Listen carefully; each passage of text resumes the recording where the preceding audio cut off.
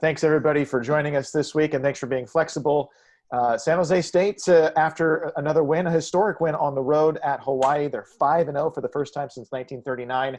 Friday, December 11th, the Spartans will play a hosted game in Las Vegas inside Sam Boyd Stadium. CBS Sports Network will have the television broadcast starting at 7 o'clock. Spartan Radio Network, including 12:20 a.m. KBOW and TuneIn, will begin at 6:30 with our pregame show. And San Jose State against the Nevada Wolfpack, with the winner going to the Mountain West Championship game. So big stakes this week in Las Vegas. And with that, we'll hand it over to San Jose State head coach Brent Brennan. Well, hello, everybody. Thanks for coming. Obviously, it's been a crazy couple of weeks for our football team. I just give so much credit to our players. Just having to kind of navigate just everything from, Thanksgiving and game cancellations to, moving games and being away from their families. I'm really grateful for our team and our coaches, our trainers, video, equipment, everyone that's involved in this. I don't think any of this is possible without Marie Tuitt and Dr. Papazian and Charlie Foss, the people that make decisions on our campus. It's just been a incredible effort across the board, and we're so fortunate that everybody is in such alignment and is so committed to building a consistent quality football program here. I'm just very grateful for that. Obviously the win at Hawaii was huge for us. Just the way the week had been and just trying to figure that out and getting on a plane, and oh my gosh, was it hot. We played at 1 o'clock in Aloha Stadium there. It was really, really hot game, but really proud of how our kids handled it, how they handled the heat, how they handled the travel, how they handled the trip to Hawaii, and then, played good football. So there's lots of great stuff in that game for us to be excited about. And, I think, there's been a lot of conversations about how we ran the football, and I spoke on that, after the game, but just really proud of our offensive line and our running backs. And I thought that was a great job by them. And then, our defense came up big when they had to. And I thought that was great because they had been so explosive offensively, and their quarterbacks had big-time players. So now we're shifting gears to Nevada, an outstanding football team.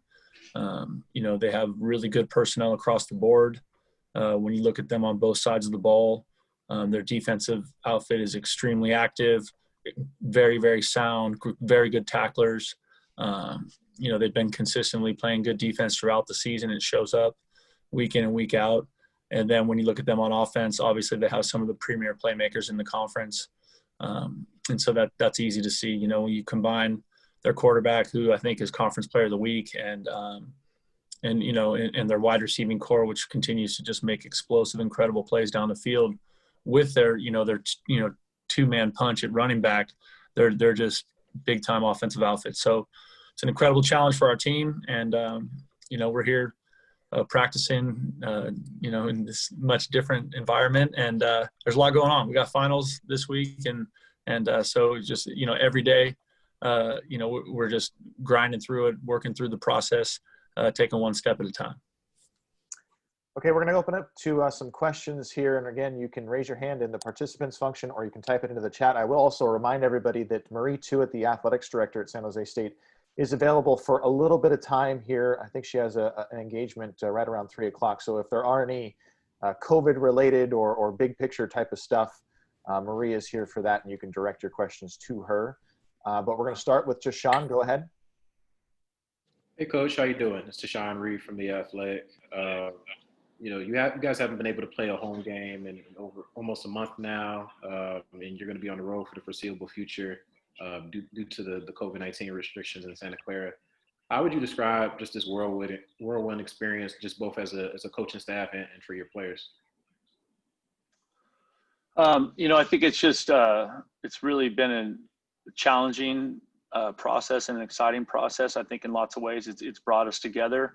But I would also say this last month is not a whole lot different than the previous 2 months, right? Everybody's working their way through the most unique time, at least in my history. And the players have been amazing. They've been awesome, with their COVID discipline and our protocol. They've been awesome coming to work every day. I think this team just really cares about each other and kind of don't want to let each other down. And so that compels them to, make good choices with their mask wearing and hand washing and, all the stuff that comes with that and the social distancing.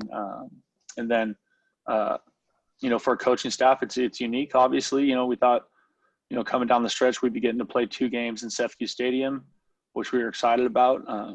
But that went away. And so now, we got to do the best we can. And I think that's the only way to look at it. Well, what other choice do you have? I definitely am sensitive to our coaches and all of our staff, our trainers and our video guys and our equipment staff, and then our players, everybody being away from their families. And, our players haven't been able to have families in the stands all season. That's a tough deal. I mean, these kids haven't seen their parents since July. Normally at least they get to see their parents on Saturday, come to town, maybe go out to breakfast on Sunday, something like that. So there's been a lot of challenges and I think it's our team has done a great job of handling it every step of the way. Okay, we're going to move to Jacob Lee now. Go ahead. Hi, Coach. Jacob Lee with the Spirit. I wanted to ask you about Trey Walker. He is now ranked 3rd in San Jose State's history in receptions and receiving yards. I know you have a close relationship with Trey, and I just wanted to ask you to speak a few words about the nature of your guys' relationship and in particular how he's developed since his freshman year as a player. Well, Trey's a kid that's always been talented, and part of his process is getting adding detail and technique to his natural ability. I think playing that position, Coach Cummins has done a really good job coaching him, and it's also the position that I coached my whole career and played. And so I spent a lot more time with all the receivers probably than I do other positions in the in the practice environment or in meetings. But Trey's development over time, it's been awesome to see. It's been great to see him grow up. I think last spring semester he had one of his best semesters. He's over a 3.0. So it's for every young person coming to college, whether it's Trey or whoever or me, your college process is all about growing and maturing. And some guys go fast, some guys takes a little bit longer. But it's really cool that he's in the spot he's in. He's a senior. He's playing really good football. He's finding ways to contribute in the game. If we're not throwing the ball a ton, like last week, he was an awesome blocker. You've seen him make plays in special teams during the season. And I think that just shows, his growth and how much he's becoming a more complete football player. Okay, over to Steve Kroner. Go ahead. Coach, again, I'll date myself quite a bit here. I remember talking with the late Bruce Snyder when he took over the program at Cal in the late 80s, and Cal had really been down for a few years. And he built up that program really well in the early 90s. And he talked about, there's the skill in blocking, there's a skill in tackling, passing, running, but there's also a skill in learning how to win. One, do you agree with that? And two, how have you instilled, if you do, how have you instilled that in your program over the past couple of years? That's a good question. I think, I would agree with definitely with some parts of that. To me, like as a coach or, the guy kind of out in front, it really comes down to getting in the habit of doing things right all the time. And that's not just on the football field. That's going to class and, doing the right thing off the field. And so, there's just there needs to be a consistency in that how you attack those things. And I think, when there is a consistency with that discipline in your academic process and your personal process, that gives a chance for there to be some consistency with your process on the football field. I think some of those lessons have to be learned on the field the hard way, which we did a year ago and the previous year. If you look back to some of those games last year, the Nevada game's a great example, right? We lose by, I think, 3 up there. They kick a field goal on the last play of the game. It was a really, really tough game. And, just understanding what it takes to finish a game. And sometimes until you see, because, your roster turns over, probably 25, 30% a year.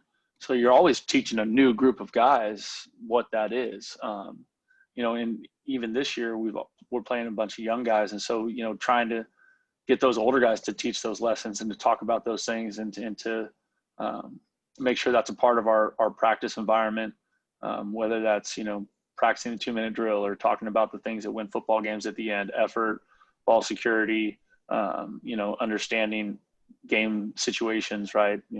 Staying in bounds, getting out of bounds, whatever it is. There's so many things that go into that. But I think there's been so much, and for us, and it started with getting ourselves in a great spot academically, which that's been consistent and really, gotten better, I think, every semester since we've been here. Because there's so many young people when they get to college, there's so much coming at them, and the balance of being a student and an athlete is a lot. And, the rigors of kind of academia, and then, you're also a Division I football player that comes with all kinds of intensity and pressure and, all those things, and time commitment. So, teaching them how to handle that part of it. And if they get in a good place academically, that allows them to, have more time for football and not be as panicked about, their English paper coming up on next Tuesday or their final and Soch. So that's kind of where it started for us. All right, over to Kate Rooney. Go ahead. Sorry, I was muting myself. Hi, Coach. Thanks for doing this.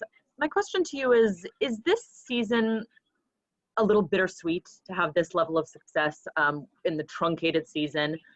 Or are you just able to kind of roll with the punches and enjoy the moments for what they are? I think you have to enjoy the moments. There's not a lot of joy going around right now, especially when you talk to folks back in the Bay. I think there's just been everything that's gone on since kind of shelter in place and COVID. And it's just been a really crazy 8 months, right? Like, just been a really challenging 8 months. And so, in the kind of eye of that hurricane, like, why would you not find something to feel good about? Why would you not find, I just don't see any benefit for us as a program, as me as a man, for our players individually, to worry about what could have been or what they've missed. Shoot, everyone's missing something. Everyone's got some sort of hardship they're facing right now. So let's focus on the positive and let's focus on the opportunity at hand. All right, I'm going to go a little out of sequence here, but Shaun has a question for Marie, and I know Marie's a little bit on a tight schedule here. So go ahead, Shaun. Hey, Marie, it's Shaun Reed from The Athletic. Obviously, I'm sure you had contingency plans going into this season, but as an athletic director, what goes into essentially relocating a team kind of on the fly with how some of these restrictions have come up in recent weeks? And thanks for the question. I'm having a little bit of trouble with the microphone on my laptop. So if you can't hear me, just give a holler and I'll switch over to my phone. Well, certainly, during the months of May, April, and June, we were preparing for what, the fall season might look like. I've got more plans and more protocols and more, it was exhausting, to be honest with you. But I do think that the conversations that we've been having for months really sort of prepared us for what we've been going through. I will tell you this, that Coach Brennan and I are, eerily aligned with what we think we need to do in order to put our student athletes in the very best position to be successful. And that's sort of our beacon. That's what we talk about.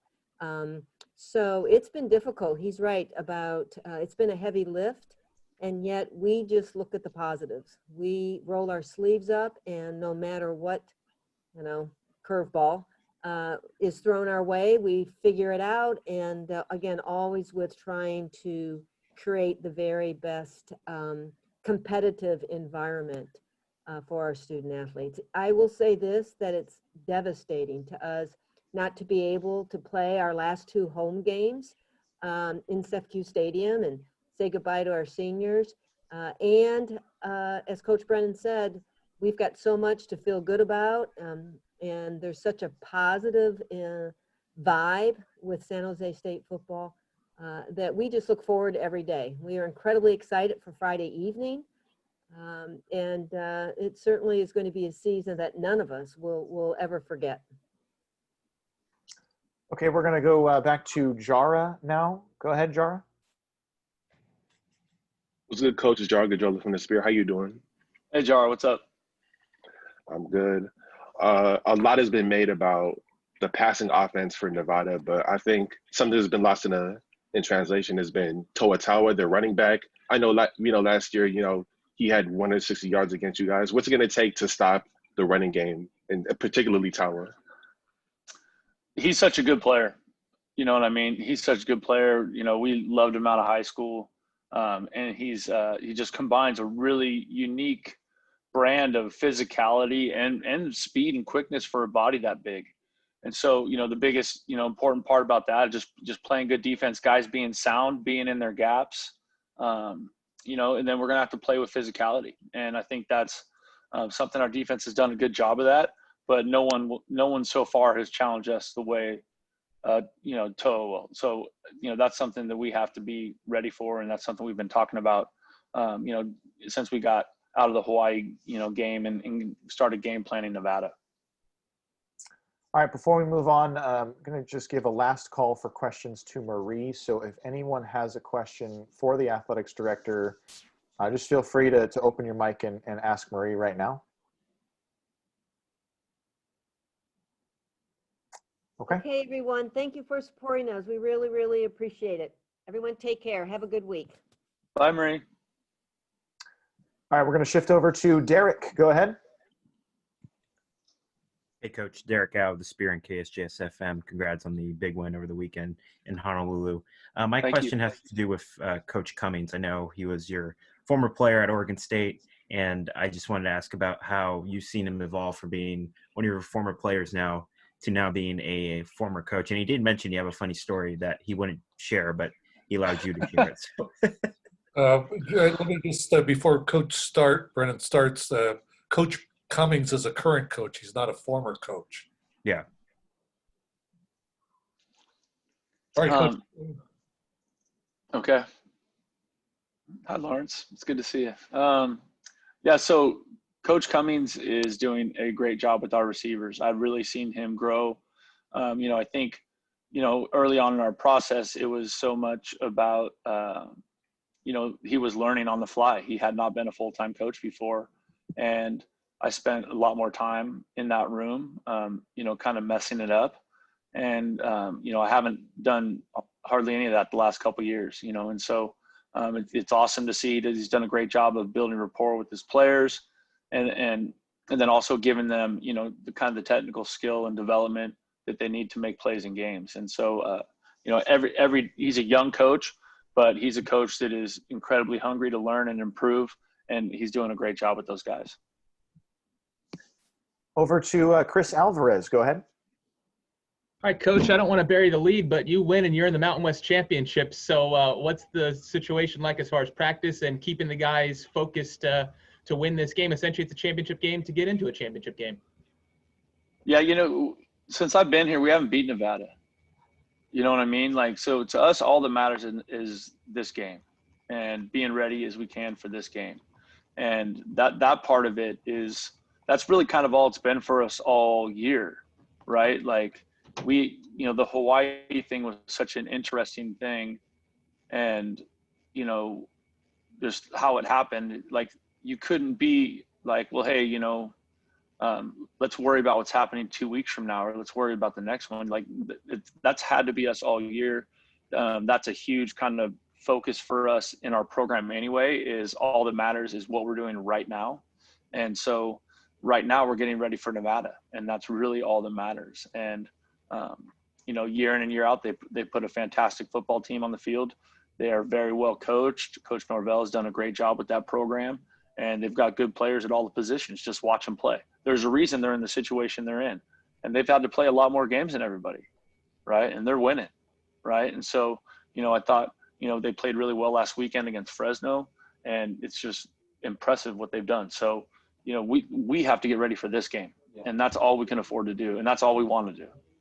Quick follow-up, if I may. Have you noticed a little more pep in the step with each win, how your team practices, energy level, and how fun was the flight from Hawaii to Las Vegas? Well, it's like 3 questions, dude. Sorry. Okay. This team does an awesome job of attacking the practice environment. It's really, really good. And that's been consistent. And I think that's a reason we played well, is because we focus on right now. and we focus on. So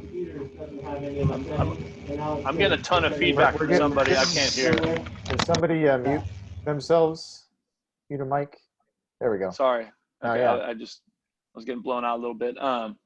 But this team has done a really good job of attacking the practice environment, and that's, like I said, in the first question, all we're focusing on is right now, and our process to playing good football. We have to practice hard, and we have to practice with physicality, and we have to be detailed in our approach to it. So that's been a real positive. I think for the plane ride home from Hawaii, we were dead. Now, I mean, I cannot tell you how hot that game was. It's just, it's the heat, but then it's the humidity, and then we're being in the direct sun the whole game. And, so our guys were cashed. So guys were excited in the locker room after the game, but really guys were looking for Gatorade and water. And then the plane flight, people were cashed. I mean, just absolutely out cold. So, and they just, quick turnaround with a short week, right? The travel to Hawaii. So travel to Hawaii, get back, we've got a short week to get ready. So, that was kind of, it was more of the focus on the way back. And yesterday, okay, let's get our bodies right. Let's rest up and let's get ready to go Monday. Thank you very much, Coach. Yep. Going over to Kyle now. Go ahead. Hey, Brent, how important was, obviously you got to be flexible in 2020, but how important was it to play a neutral site game against Nevada, considering the stakes, as opposed to playing a true road game? Well, I think this is just the best case scenario because they were supposed to come to us, right? I mean, that's how the schedule was written out, right? I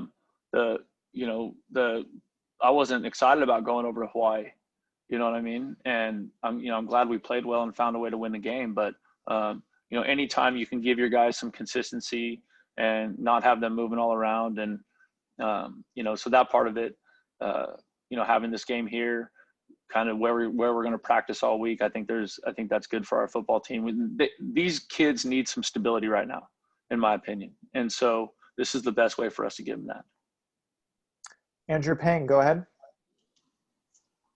Good afternoon, Coach Brennan. This is Andrew Pang of 24/7 Sports. So just revealed this morning that the LA Bowl, which had a Mountain West tie-in, has been canceled. And so I know you talk about focusing on the right now and focusing on beating Nevada this week, but considering how limited bowl games are this year, what does that situation, when you look at the situation of how limited bowl games are this year, how important does winning every game you can, how important has that become?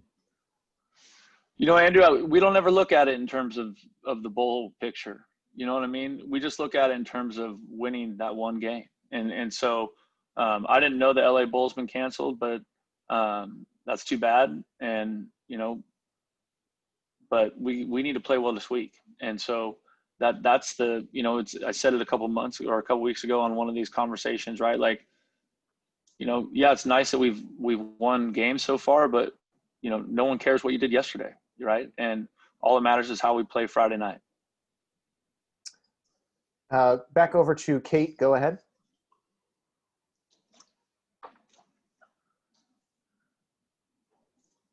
Kate, I see your hand is still raised. Do you have a question for Coach? No, sorry. I guess I didn't unraise it. Okay. Sorry about that. No, that's fine.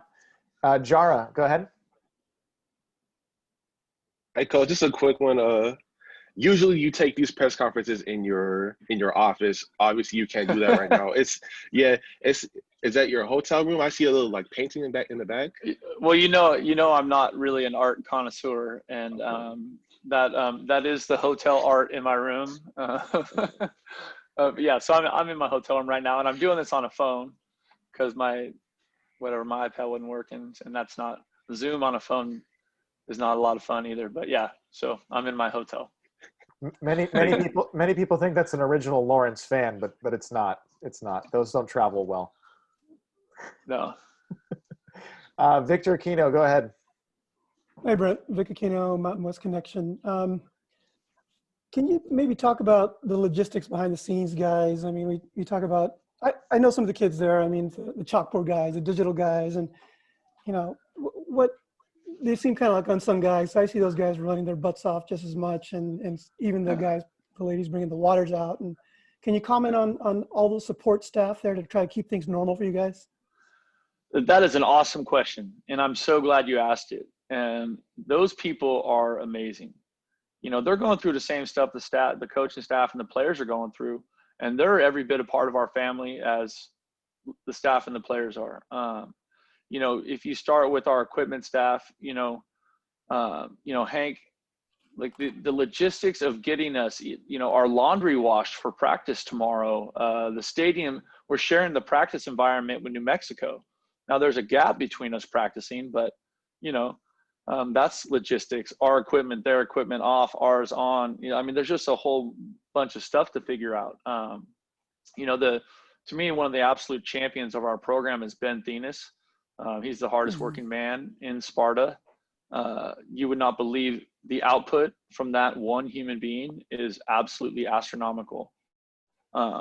He is doing everything under the sun for us right now, logistically. And last week too, right? Like, obviously he has to work closely with Marie, but he also has to work with me and the staff and all the other pieces of the staff that like kind of support the program, right? So I'm probably his biggest pain in the ass, but everybody is working so hard to keep us moving forward and keep trying to build a program here, which has kind of been the hope and the vision from when we started.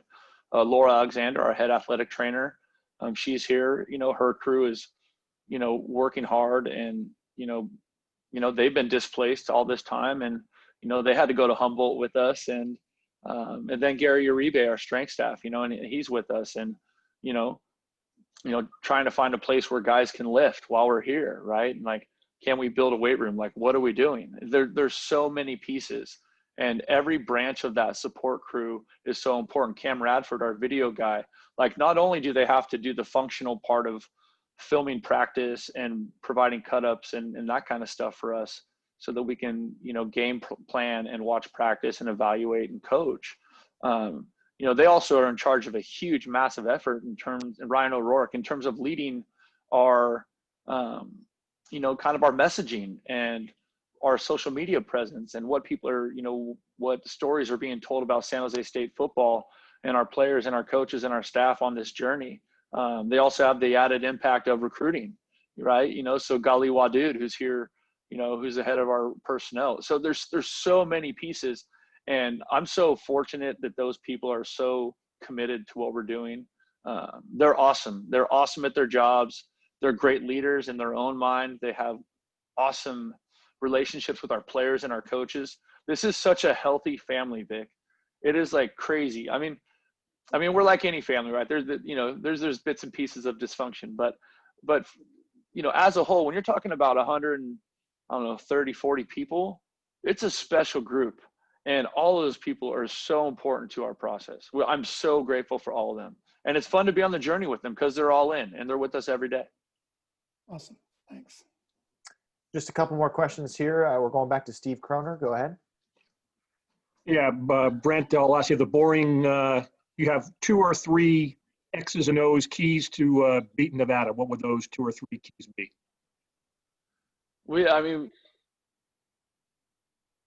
Get a phone call.